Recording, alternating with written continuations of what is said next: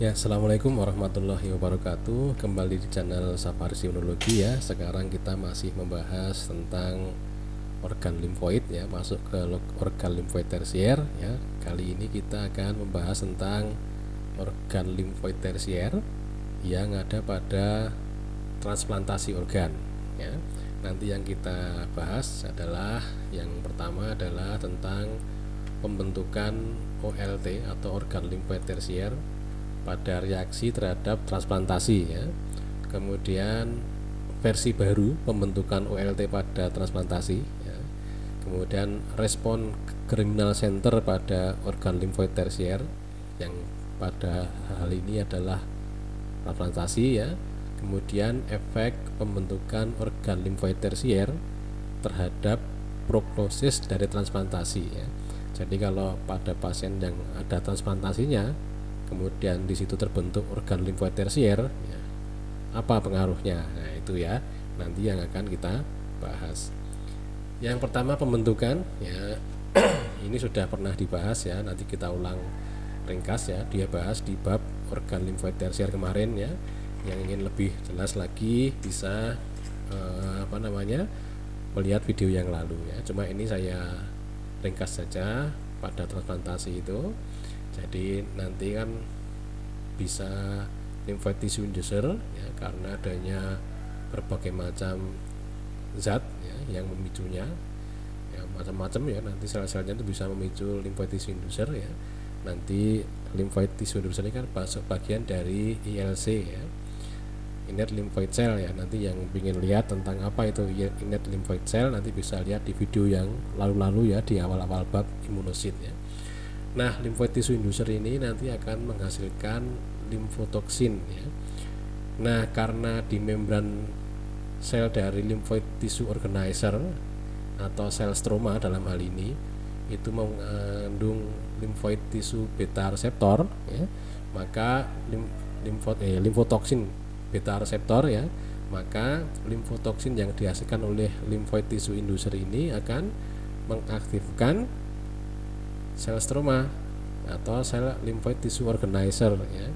Kalau dia aktif maka sel stromanya ini akan mengekspresikan vascular cell adhesion molecule, intercellular adhesion molecule, dan lebih banyak menghasilkan limfotoksin beta reseptor. Di samping itu dia juga akan menghasilkan kemokin ya, CCL19, CCL21 dan CXCL13 ya. Nah, CCL19, CCL21 nanti akan memanggil atau bersifat kemoktaksis terhadap sel T ya. Karena di program membran sel T ada CCR7 ya. Sedangkan CXCL13 ya, nanti bersifat kemotaksis atau memanggil sel B, karena di permukaan sel B ada CXCR5 reseptor ya. Nah, sehingga nanti karena ini ada reseptor kemokin, ini ada reseptor kemokin sel T dan sel B nya, maka sel T dan sel B itu akan bergerak ke arah konsentrasi kemokin yang tinggi ya, dari konsentrasi kemokin yang rendah ke konsentrasi kemokin yang tinggi, yaitu di sekitar sel stroma tadi ya. Nah, ini dibantu dengan pembentukan vascular adhesi di sini ya, sehingga nanti bisa masuk ke jaringan yang ada sel stromanya tadi. Nah, kemudian setelah dia masuk maka di situ ada follicular dendritic cell ya. Nah, follicular dendritic cell itu nanti dia akan mengaktifkan sel B karena dia sifatnya adalah APC. Nah, kemudian juga di situ sel stroma kan berubah menjadi sel yang lain ya, yang bisa menghasilkan BAF, interleukin 6, interleukin 21, interleukin 2 gitu ya. Nah, nanti saling berkoordinasi dengan yang lain sehingga akan mengaktifkan sel B ya. Sel B kalau sudah aktif nanti jadi sel plasma. Sel plasmanya membentuk antibodi ya. Nah, ini versi lama ya. Nah, ada juga versi baru ya, dua-duanya masih dimungkinkan ada ya. Nah, ini kita cerita dulu sebelum membahas tentang versi baru. ini cerita dulu ya. Jadi kalau orang yang ditransplantasi itu kan sebelumnya sudah ada pengobatan ya, sebelumnya sudah ada penyakitnya ya. Yang pengobatan dan penyakit yang dia derita itu bisa menimbulkan keadaan status inflamasi pada diri pasien tersebut ya, sehingga pasiennya itu banyak mengandung sitokin proinflamasi seperti interleukin 1, interleukin 6 dan TNF alfa ya. Nah, ini ditambah dengan adanya jaringan yang asing nanti akan mengaktifkan sel APC ya, antigen presenting cell ya, sel dendritik, sel makrofag gitu ya. Nah, nanti sel APC-nya ini akan memakan atau mengambil antigen yang dalam hal ini adalah transplantasi organ, jadi organ yang ditransplantasikan ya.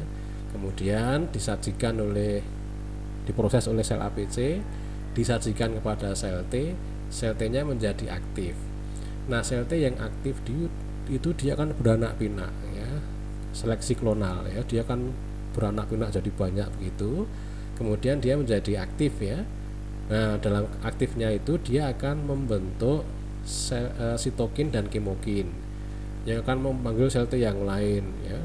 Kemudian juga dia akan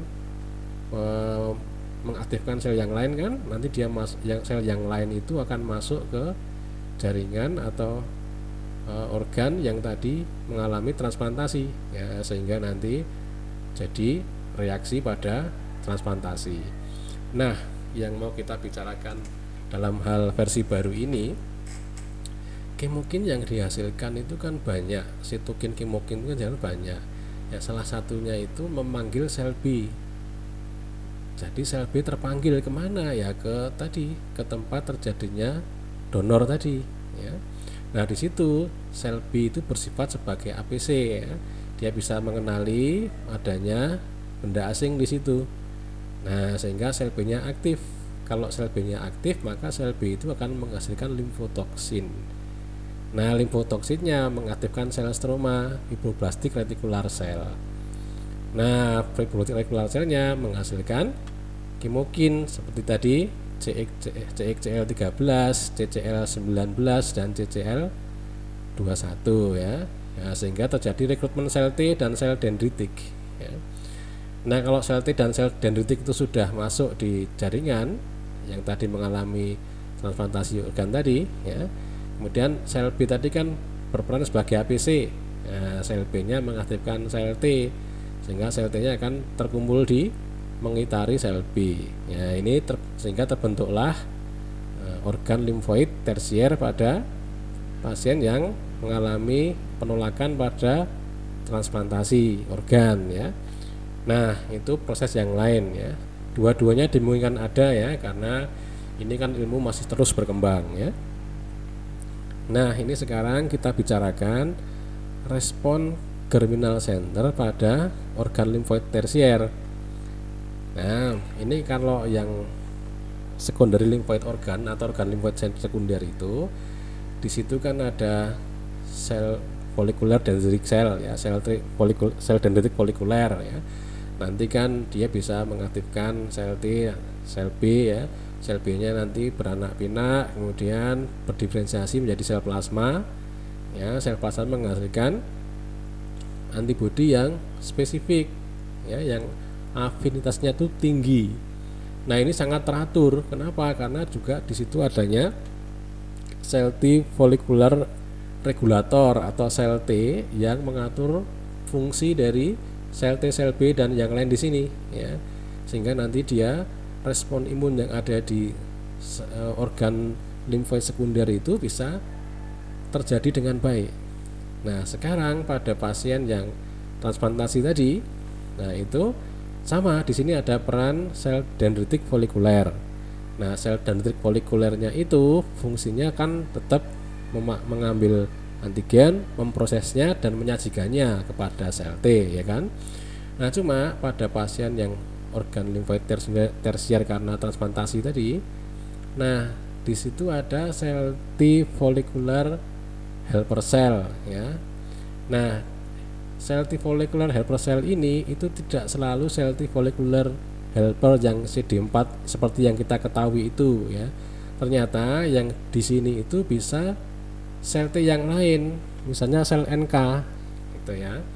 Sehingga akibatnya apa? Akibatnya aktivasi dari sel B-nya itu tidak maksimal. Ditambah lagi, kalau tadi di organ limfoid sekunder itu ada sel T folikular regulator, tetapi di organ limfoid tersier tidak ada. Ya, sehingga hal ini akan menjadikan sel B-nya itu teraktifkan dengan kurang baik. Akibatnya apa?